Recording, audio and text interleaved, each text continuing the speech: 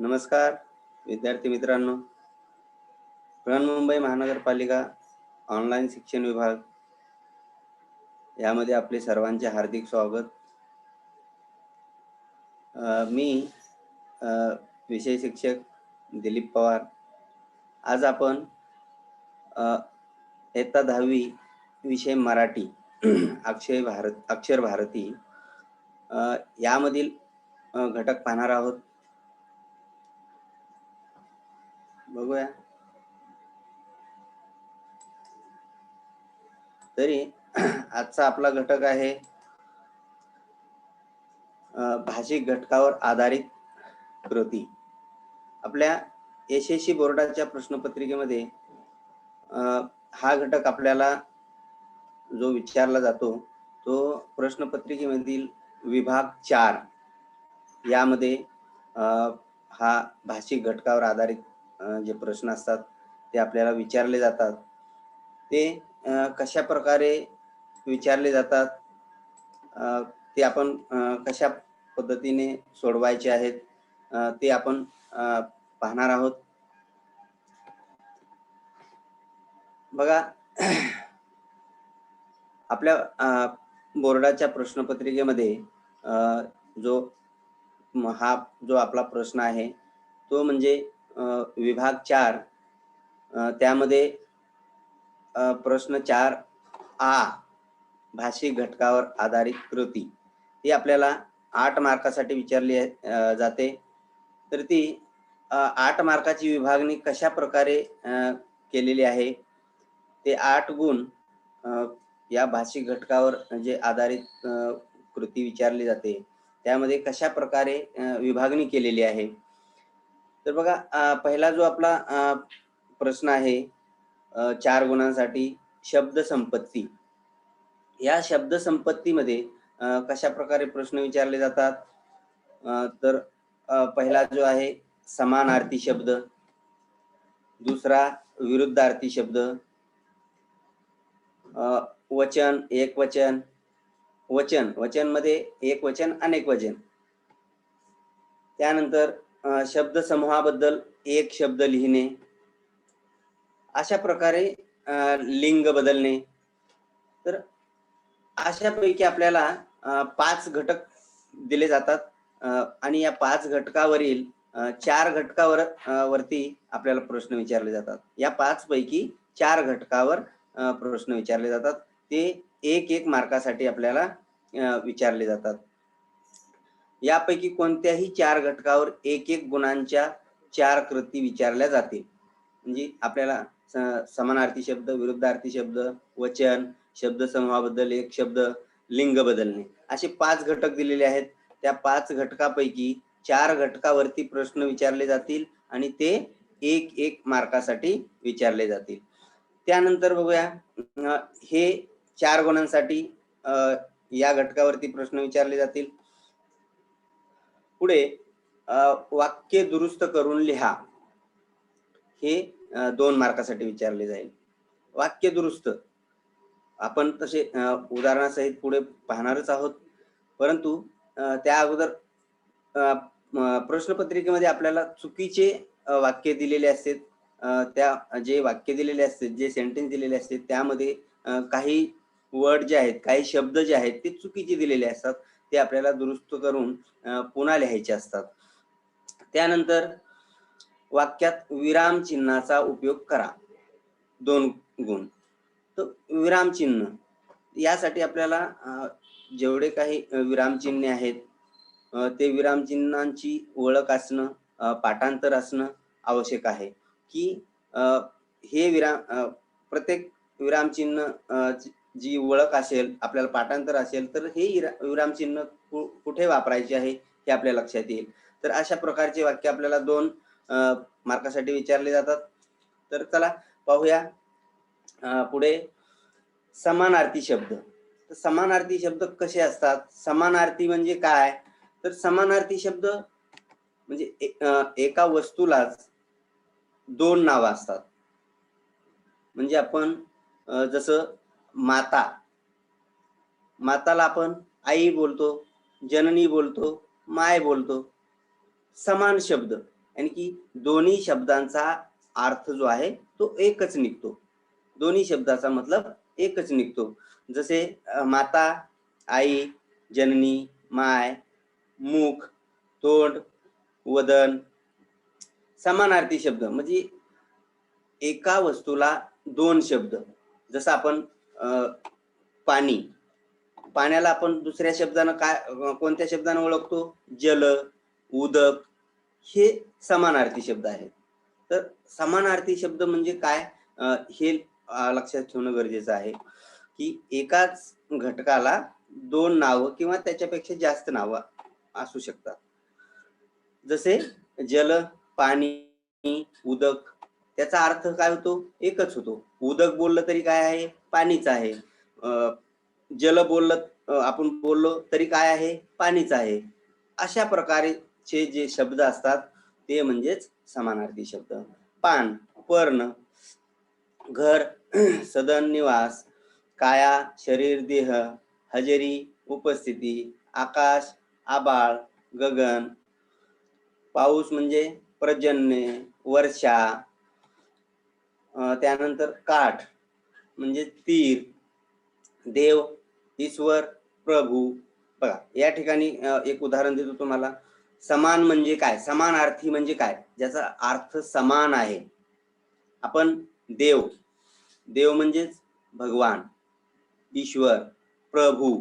आपण किती नावाने त्या ईश्वराला बोलतो, ईश्वराचे नाव घेतो. आपण देव पण बोलतो, भगवान बोलतो, ईश्वर बोलतो, प्रभू बोलतो.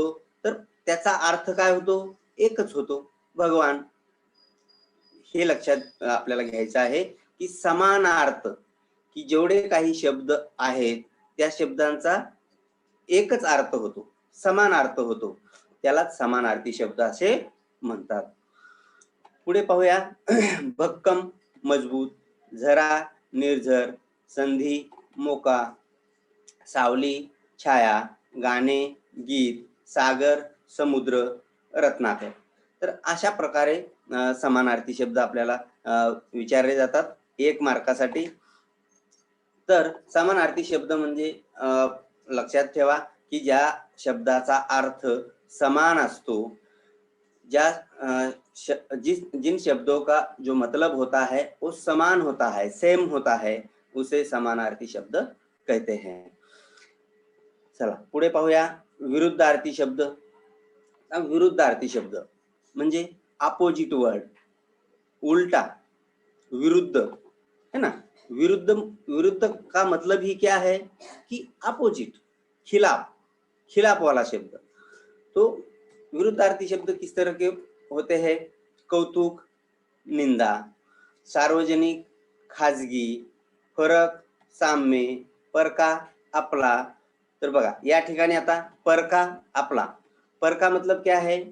पराया, यानी कि वो पराया है, वो अपना नहीं है. तो जो पराया है उसके खिलाफ क्या अपोजिट वर्ड कौन सा आएगा? आपला, मतलब अपना. तो हेच लक्षात ठेवायचं आहे की अपोजिट शब्द लिखना है, उल्टा शब्द लिखना है, विरुद्ध शब्द लिखना है. जैसे परका म्हणजे तो दूरचा आहे आणि आपला म्हणजे जवळचा आहे.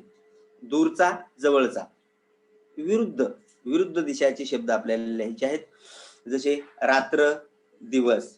रात्रच्या अपोजिट क्या? दिवस. अशा प्रकारचे विरुद्धार्थी शब्द म्हणजे जे शब्द दिलेले आहेत त्या शब्दाचा अर्थ जो निघतो तो विरुद्ध असला पाहिजे, उलटा असला पाहिजे. त्यालाच विरुद्धार्थी शब्द म्हणतात.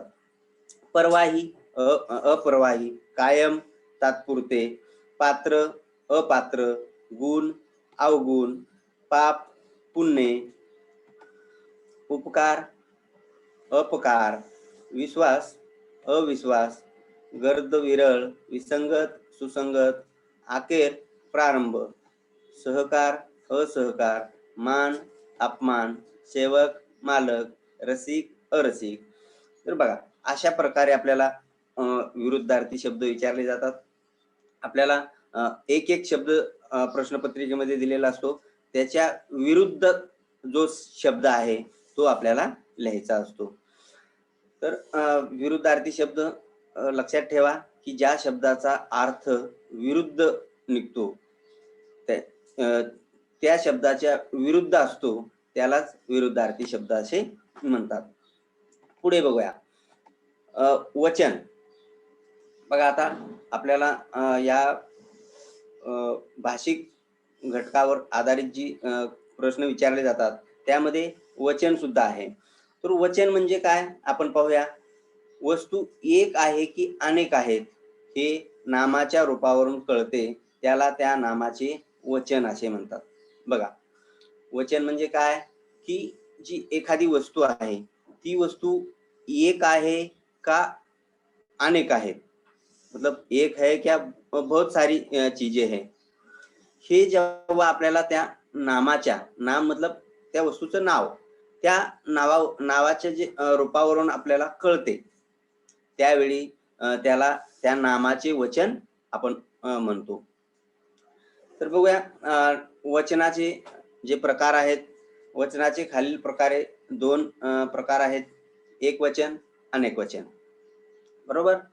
तर हे सुद्धा आपल्याला 1 मार्कासाठी विचारले जाते. तर बघा, वचनाचे दोन प्रकार म्हणजे एक वचन, अनेक वचन. बघूया एक वचन आणि अनेक वचन. त्याची व्याख्या बघा.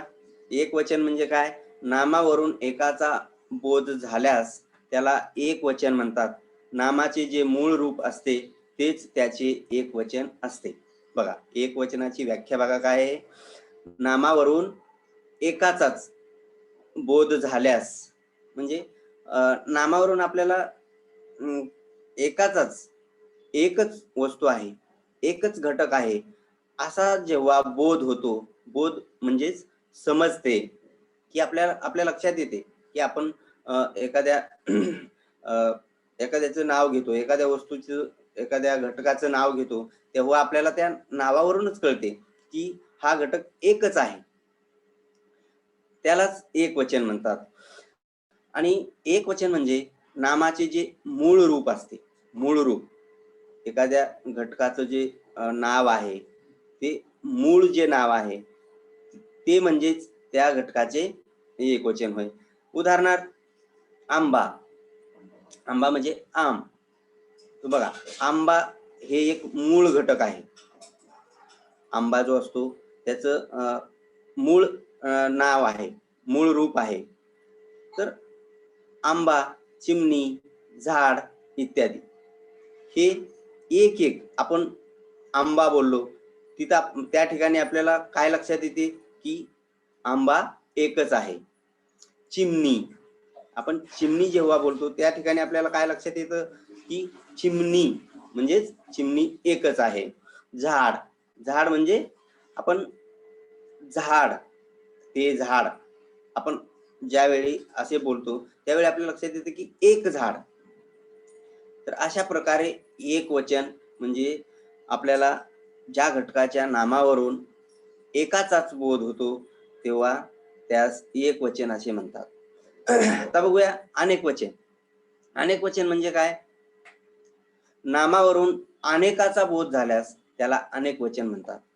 बघा, ज्या घटकाच्या नावावरून आपल्याला अनेक, बहुत सारा है, बहुत है, यानी कि एक से ज्यादा है, 2, 3, 4, 5, 6, यानी कि बहुत है, अनेक मतलब बहुत.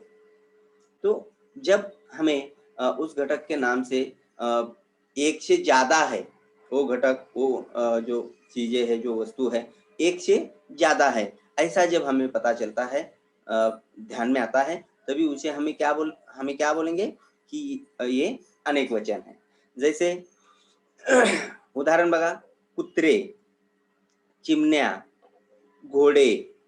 आता कुत्रे, कुत्रे म्हणजे बहुत सारे कुत्ते हैं. हम अगर एक ही कुत्ता हमारे सामने है तो हम एक ही कुत्ते को ऐसा बोल सकते हैं क्या, कुत्रे, कुत्ते नहीं बोल सकते. हम जब हमारे सामने एक कुत्ता होता है तो हम उसको कुत्ता बोलेंगे.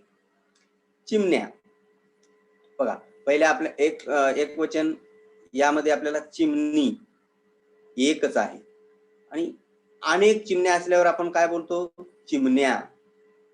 तर अशा प्रकारे फरक आहे. आता घोडे, एक घोडा असेल तर आपण त्याला बोलू हा घोडा. एक घोडा असेल तर आणि त्या ठिकाणी अगर 3, 4, 5 असे घोडे असतील तर घोडे, हे घोडे आपण असं बोलू शकतो.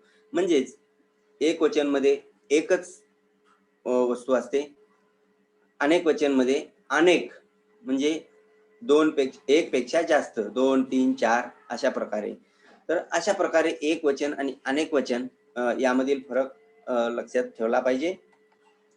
पुढे बघूया. पुल्लिंगी नामे व त्यांचे वचन. बघा पुल्लिंगी या ठिकाणी आता लिंग ओळखा, लिंगभेद या विषयावर आपल्याला प्रश्न विचारले जातात.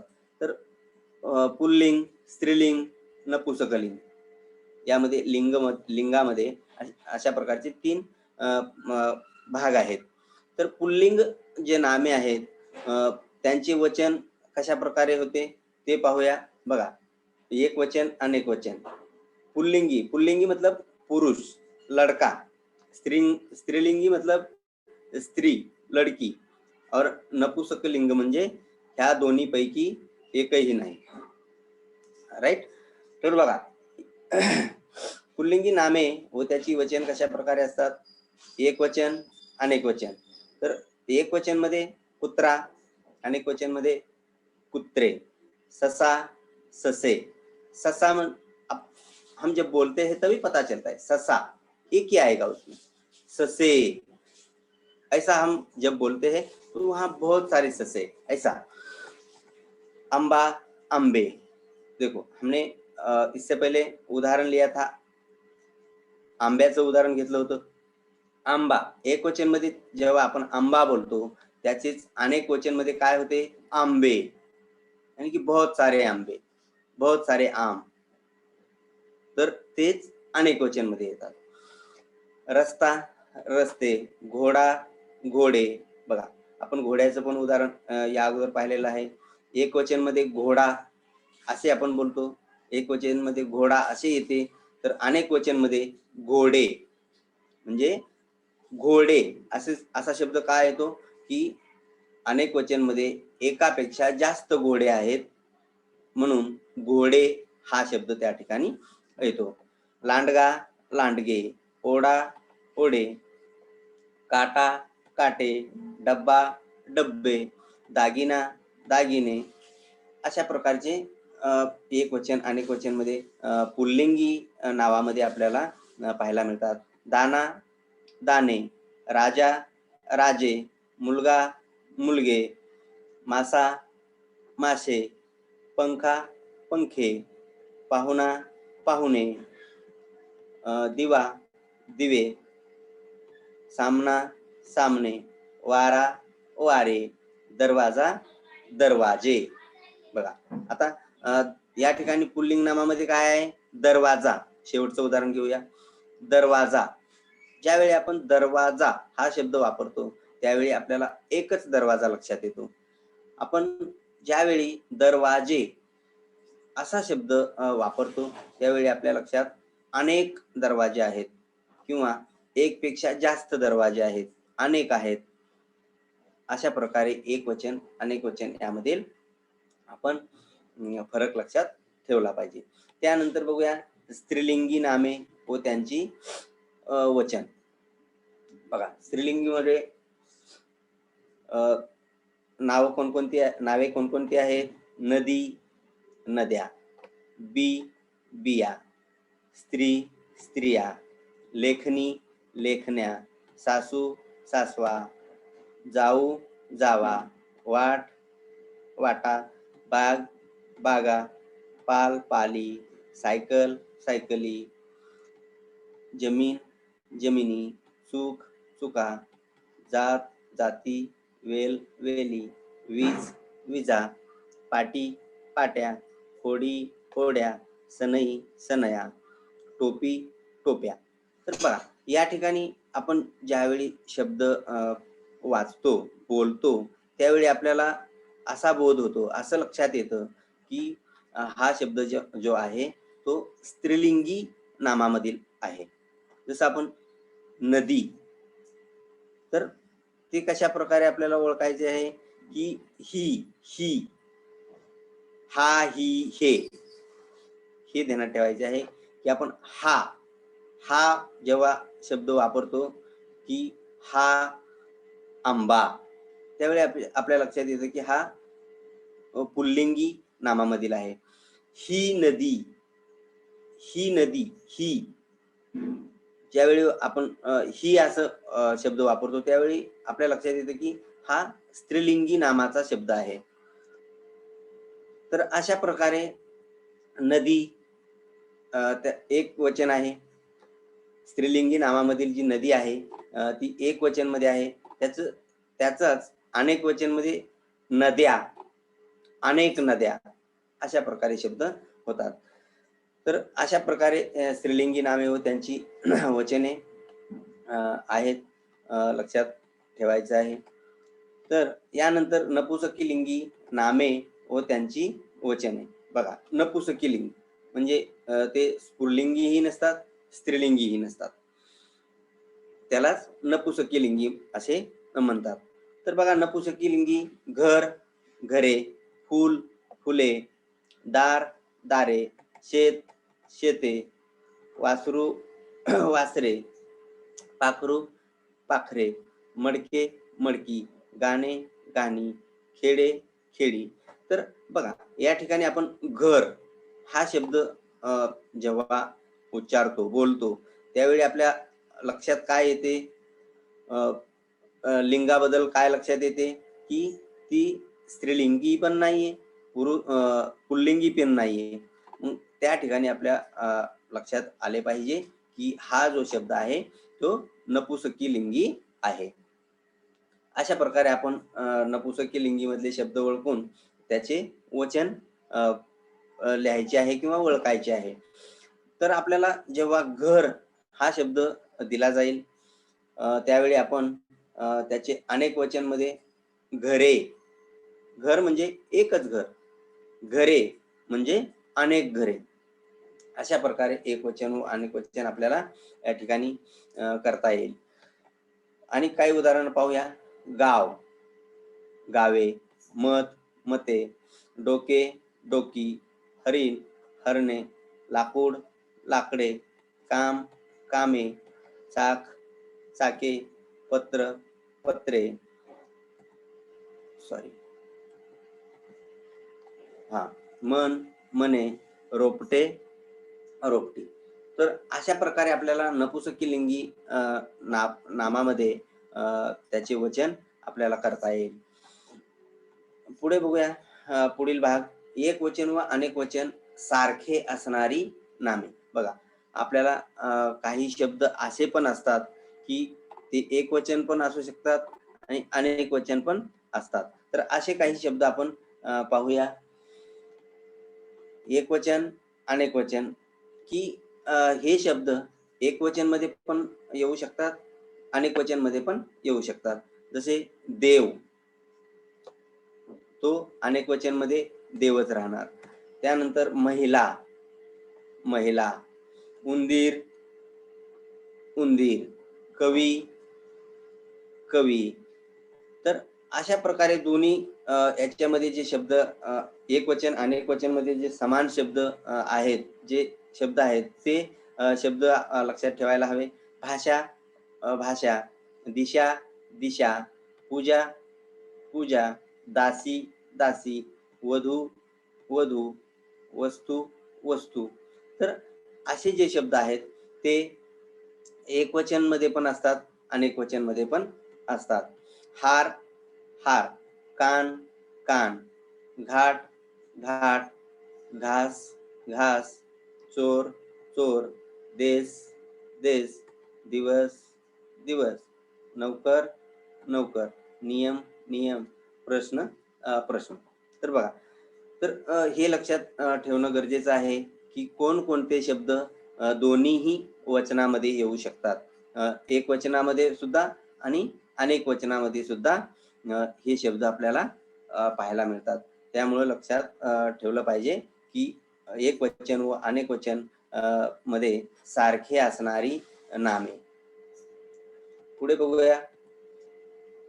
तर आपल्याला प्रश्नपत्रिकेत अशा प्रकारचे सुद्धा प्रश्न विचारले जातात, की वचन ओळखा.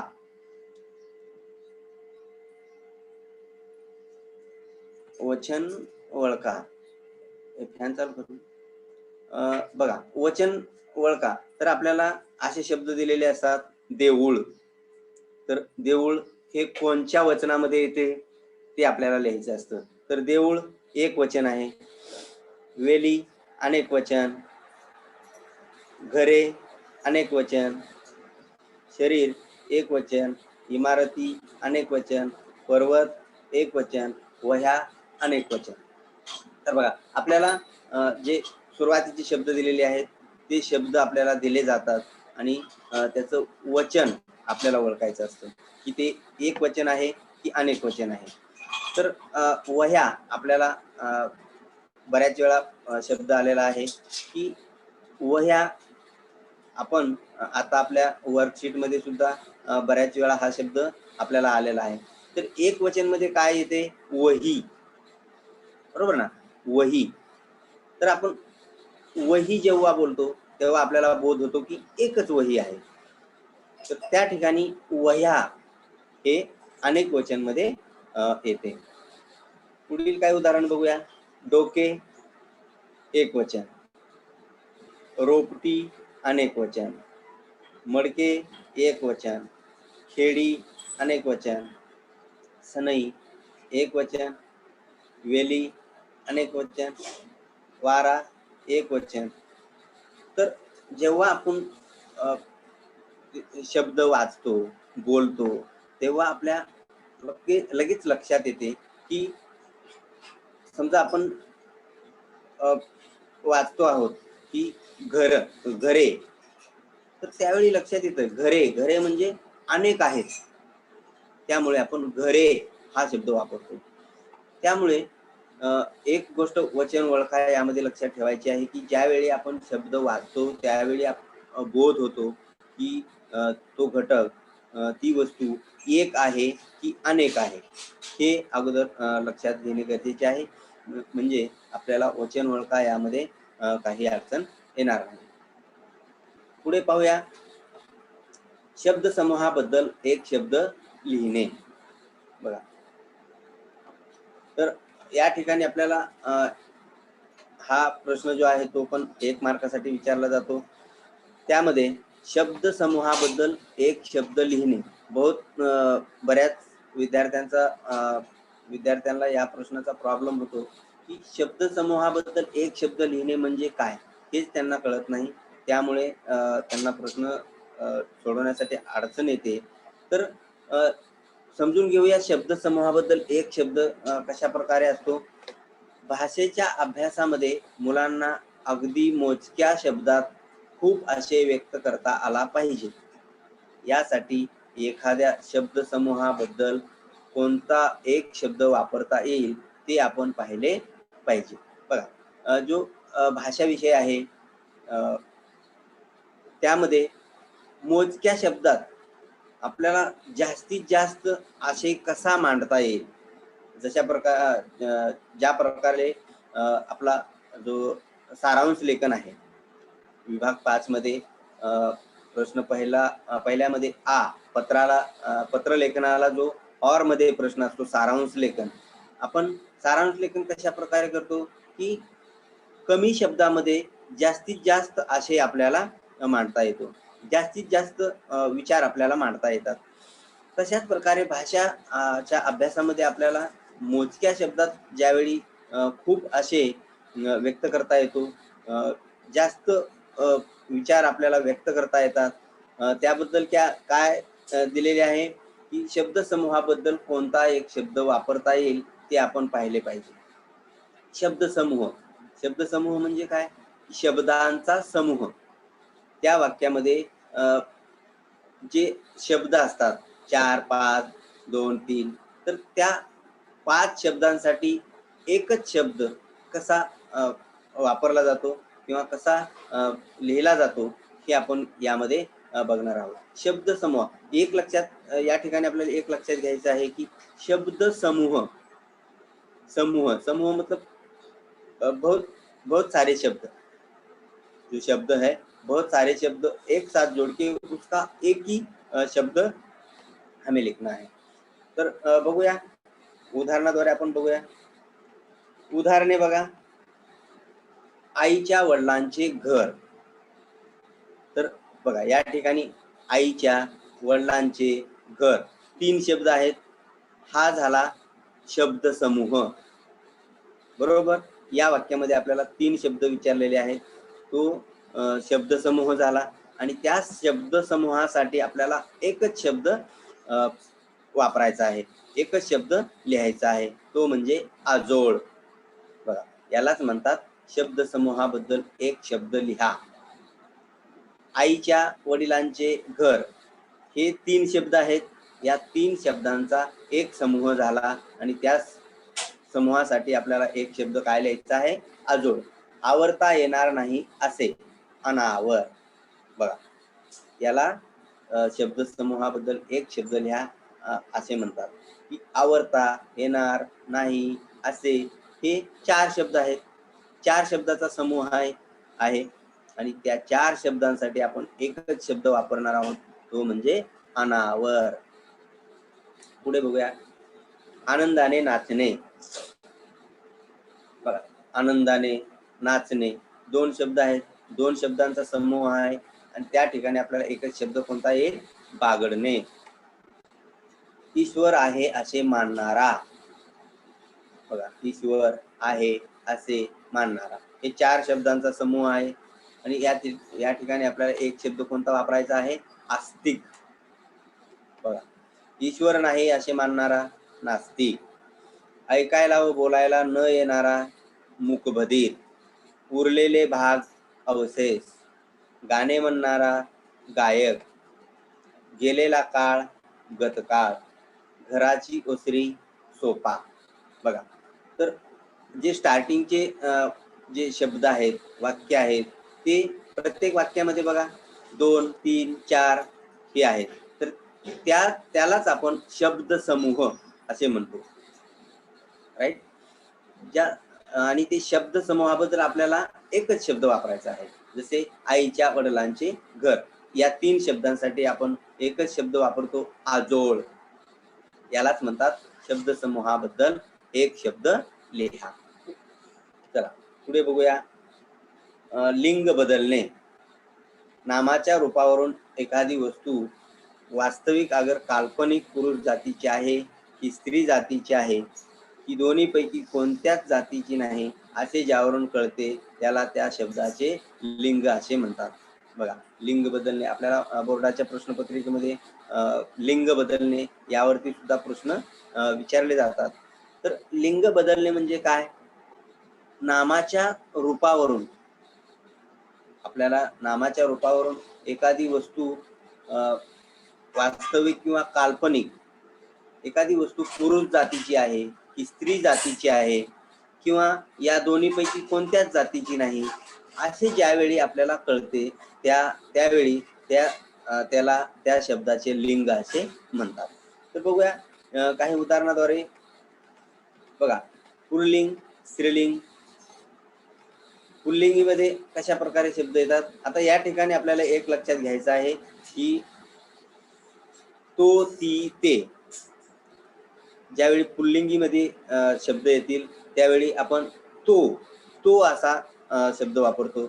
स्त्रीलिंगीमध्ये ती आणि नपुंसकी लिंगमध्ये ते. तो ती ते हा फॉर्म्युला आपल्याला लक्षात ठेवायचा आहे. तर बघा उदाहरण. पुल्लिंगमध्ये तो वाडा, तो भात, तो टाक, तो दिवा. पुल्लिंगीमध्ये प्रत्येक शब्दाच्या अगोदर तो हा शब्द आपण वापरतो. तर अशा वेळी आपण लक्षात घ्यायचं की हा शब्द जो आहे तो पुल्लिंगीमध्ये येतो. स्त्रीलिंगीमध्ये ती है ना. ती इमारत, ती भाकरी, ती लेखनी, ती पंथी हे स्त्रीलिंगीमध्ये येते. त्यामुळे आपल्याला या ठिकाणी लक्षात घ्यायचे की तो, ती, ते. तो म्हणजे पुल्लिंगी, ती म्हणजे स्त्रीलिंगी. आपण ज्यावेळी बोलतो तो लड़का, अपन लड़का जब बोलतो, जब हम बोलते हैं कि तो लड़का, तब हम उसको ती लड़की ऐसा बोल सकते हैं क्या? नहीं. ती स्त्रीलिंगी में है. जब हम लड़के को बोल रहे हैं तो वहाँ तो ही यूज करना है. म्हणजे आपण मुलाला बोलत असताना तोच तो मुलगा, त्या ठिकाणी आपण ती मुलगा असं बोलू शकत नाही. त्यामुळे तो, ती, ते हे आपल्याला लक्षात ठेवायचे आहे की तो म्हणजे पुल्लिंगी, ती म्हणजे स्त्रीलिंगी, ते म्हणजे नपुंसकलिंगी. तर बघा अशा प्रकारे पुल्लिंगी आणि स्त्रीलिंगीमध्ये आपल्याला ओळखायचं आहे. आता नपुंसकलिंगीमध्ये आपल्याला आपण कसे बोलतो, ते घर. तर बघा आपण आपल्या समोर घर आहे, आपण घर दाखवत आहेत. अपन त्यावेळी काय करतो, तो घर ऐसा हम बोल सकते हैं क्या? ती घर ऐसा बोल सकते हैं क्या? नहीं, क्योंकि वो तो ती पुल्लिंगी स्त्रीलिंगी में है. तर हम नपुंसकलिंगी में ते घर. त्यामुळे मी या अगोदर सांगितलेले आहे की लक्षात ठेवायचे आहे की लिंग ओळखताना तो, ती, ते हे लक्षात ठेवायचं आहे. की नपुंसकलिंगीमध्ये ते घर, ते वरण, ते पेन, तेच. आपण ज्यावेळी शब्द जो बोलणार आहोत, आपण नाम घेणार आहोत, त्यावेळी त्या अगोदर आपण तो, ती, ते हे शब्द वापरतो. त्यावरून आपल्याला लिंगभेद, लिंगाची ओळख आपल्याला करता येईल. तर अशा प्रकारे पुल्लिंगी, स्त्रीलिंगी आणि नपुंसकलिंगी आपण ओळखू शकतो. लिंगभेदामुळे नामाच्या रूपात होणारा बदल. बघा लिंगभेदामुळे, लिंगामुळे त्या नावामध्ये कशा प्रकारे बदल होतो, नावाच्या रूपामध्ये कसा बदल होतो ते आपण पाहूया. बघा या ठिकाणी उदाहरण मुलगा. लिंगभेदामुळे मुलगा आहे तर त्यात लिंगभेद स्त्रीलिंगीमध्ये जर असेल तर ती मुलगी होते. नपुंसकी लिंगमध्ये मुलगे. बघा अशा प्रकारे बदल होतात. पोरगा, पोरगी, पोरगे. लिंगभेद पुल्लिंग, स्त्रीलिंग, नपुंसकलिंग एकच शब्द आहे. पुल्लिंगीमध्ये तो जर स्त्रीलिंगीमध्ये गेला, पुल्लिंगीमधून स्त्रीलिंगीमध्ये गेला तर तो कशा प्रकारे त्याचा बदल होतो, त्या ठिकाणून स्त्रीलिंगीमधून नपुंसकलिंगीमध्ये जर गेला तर कशा प्रकारे बदल होतो हे लक्षात घ्यायला हवं. त्यानंतर कुत्रा, कुत्री, कुत्रे. तर आपण या ठिकाणी कसे बोलणार आहोत, तो मुलगा, ती मुलगी, ते मुलगे, तो, ती, ते याचा अर्थ तुम्हाला कळाला असेल. बघा आपण मुलगा जेव्हा पुल्लिंगीमध्ये जो मुलगा आहे, जे नाम आहे, त्या ठिकाणी आपण कशा प्रकारे उच्चार करतो, तो मुलगा. तोच नाम अगर स्त्रीलिंगीमध्ये गेलं तर ती मुलगी. तेच नाम नपुंसकलिंगीमध्ये गेले तर ते मुलगे. त्यामुळे तो, ती, ते हे लक्षात ठेवायचं आहे लिंग ओळखामध्ये. यानंतर घोडा, घोडी, घोडे. तो घोडा, ती घोडी, ते घोडे. अशा प्रकारे लिंगभेदामुळे नामाच्या रूपात बदल होतात. यानंतर बघा खालील वाक्ये लेखन नियमानुसार पुन्हा लिहा. हे आपल्याला या भागामध्ये 2 मार्कासाठी विचारले जाते. तर कशा प्रकारे आपल्याला वाक्ये दुरुस्त करून लिहायचे आहेत ते पाहूया. आपल्याला या ठिकाणी काही त्या वाक्यामध्ये चुकीचे शब्द दिलेले असतात. ते चुकीचे शब्द दुरुस्त करून वाक्य आपल्याला पुन्हा लिहायचे असते. तर बघा, आयुष्याच्या उभारणीसाठी शिक्षकांनी भरपूर शिदोरी दिली. या वाक्यामध्ये 2 शब्द आपल्याला चुकीचे दिलेले आहेत. आयुष्याच्या. तर अ, या शब्दांमध्ये प्रश्नपत्रिकेमध्ये आपल्याला उकार, मात्रा, काना यामध्ये चुका करून शब्द दिलेले असतात. तर आपण काळजीपूर्वक वाक्य वाचून कोणत्या शब्दामध्ये काय चूक आहे हे लक्षात घेऊन आपल्याला पुन्हा तो शब्द दुरुस्त करून बरोबर अचूक असा शब्द लिहून आपल्याला पूर्ण करायचा आहे. बघा, आयुष्याच्या. तर आयु जो उकार आहे तो पहिल्यामध्ये कोणता दिला आहे, दुसऱ्यामध्ये कोणता दिला. त्यांनी उकारामध्ये चूक करून दिलेला आहे. भरपूर, भरपूरमध्ये बघा. त्यानंतर अशा परिस्थितीत माझी शाळा सुरू झाली. परिस्थितीत सुरू हे 2 शब्द आपल्याला चुकीचे दिलेले आहेत. तर आपण ते 2 शब्द दुरुस्त करून पुन्हा वाक्य या ठिकाणी लिहायचे आहे. उत्तम नागरिक कुणाला म्हणावे? बघा, या ठिकाणी उत्तम नागरिक कुणाला हे 3 शब्द आपल्याला चुकीचे दिलेले आहेत. उत्तम कशा प्रकारे शब्द येतो, नागरिक कशा प्रकारे जो अचूक शब्द आहे, कुणाला हा कशा प्रकारे अचूक शब्द आहे हे ओळखून आपल्याला या ठिकाणी लिहायचं आहे. चौथा, सगळ्यात भारी ॲप डोक्याच्या कवटीत आहे. बघा, सगळ्यात कवटीत हे 2 शब्द आपल्याला चुकीचे दिलेले आहेत. हे 2 शब्द आपल्याला दुरुस्त करून पुन्हा वाक्य लिहायचे आहे. सगळ्यात, बघा वाक्यामध्ये सगळ्यात आणि त्याचा अचूक शब्द आहे सगळ्यात. कवटीत बघा, जी पहिली वेलांटी दिलेली आहे आणि अचूक जी आहे ती दुसरी बडी मात्रा. तर अशा प्रकारे आपल्याला काही शब्द दुरुस्त करून जे चुकीचे शब्द दिलेले असतात ते शब्द दुरुस्त करून अचूक असे शब्द लिहून ते वाक्य पुन्हा लिहायचे असतात. हे आपल्याला 2 मार्कासाठी प्रश्नपत्रिकेमध्ये विचारले जाते. यानंतर बघा, खालील दिलेल्या वाक्यात योग्य विरामचिन्हाचा उपयोग करा. या ठिकाणी विरामचिन्हाचा उपयोग आपल्याला करायचा आहे. तर सर्वप्रथम आपल्याला विरामचिन्ह माहीत असणं गरजेचं आहे. विरामचिन्हांची ओळख असणं गरजेचं आहे. त्यामुळे विरामचिन्ह बघून घेऊया.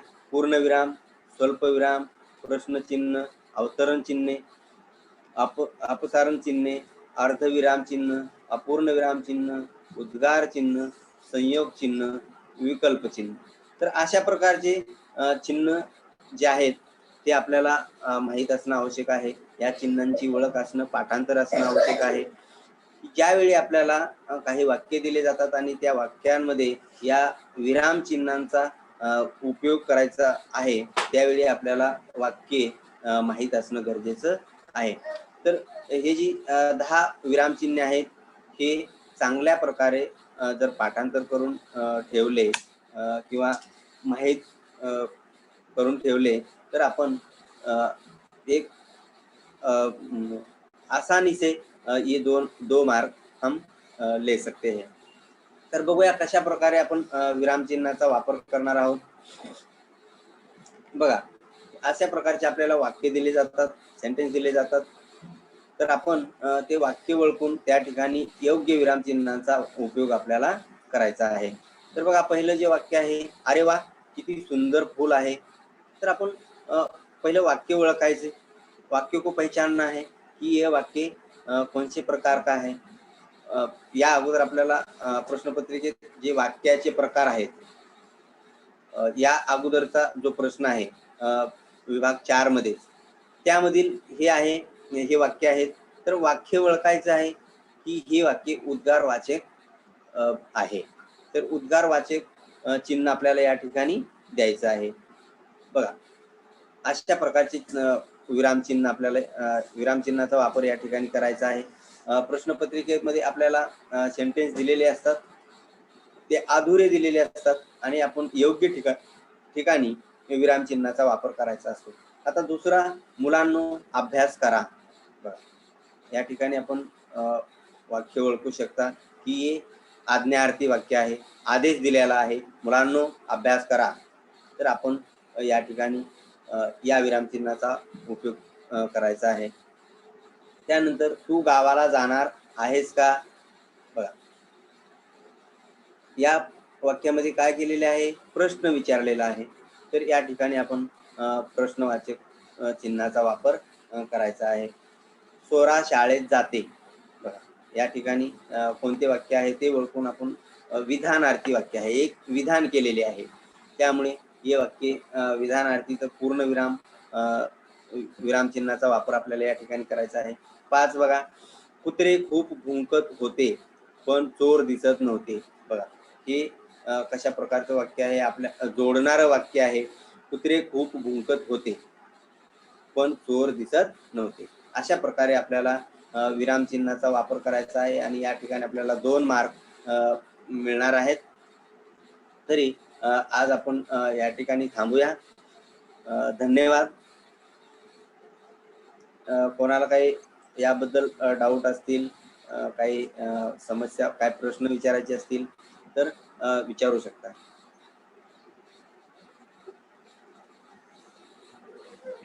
इस टॉपिक से संबंधित अगर कोई क्वेश्चन है तो आप लोग पूछ सकते हो बच्चों। अपना हाथ ऊपर कीजिए।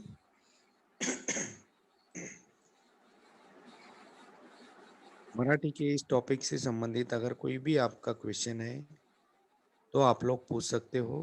अपना हाथ ऊपर कीजिए।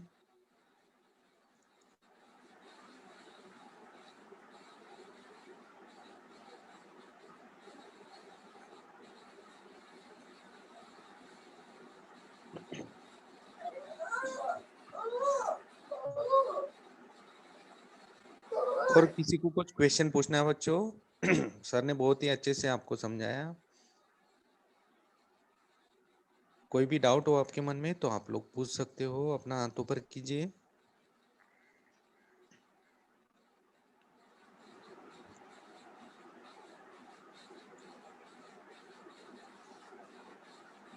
जोगळेकर वाडी।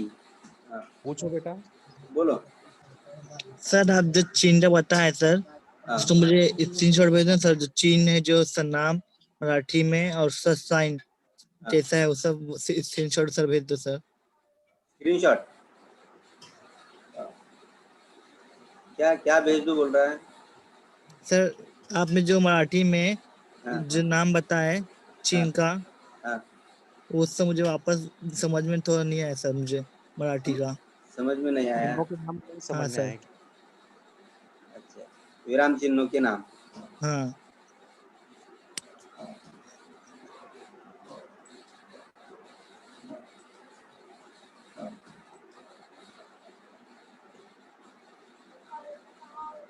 हाँ स्वाति पूछो बेटा। Good morning sir. हाँ, हाँ, ये बस, सर ये देखो, ये विराम चिन्ह की जो नाम है, जो आगे बॉक्स में विराम चिन्ह दिए हैं और उसके ये नाम है। ओके, ये जो पीपीटी है मैं टेलीग्राम में शेयर करूंगा, ठीक है? अच्छे से पढ़ लेना। Hello sir. हाँ, बोल स्वाति, सर बोल। गाय का अनेक वचन क्या हुआ? हाँ, गायचा अनेक वचन गाय। गाय, हो, गाय ना, गाई, गाई। गाय। और सर जो चुकीचे शब्द रहते हैं, जो सुधार करना रहता है, तो डायरेक्ट हम सुधारित वाक्य लिखेंगे ना? नहीं नहीं, ये वो सुधारित वाक्य नहीं लिखना है, पूरा वाक्य लिखना है। कि जो वाक्य गलत, जो शब्द गलत दिया है वो सुधार करके वो वाक्य फिर से लिखना है। Okay sir. और पहले वाला वाक्य नहीं लिखना है ना, अपना ही वाक्य पूरा लिखना है। हाँ हाँ हाँ, पहले वाला नहीं लिखना है, अपना जो गलत है वो दुरुस्त करके फिर से लिखना है।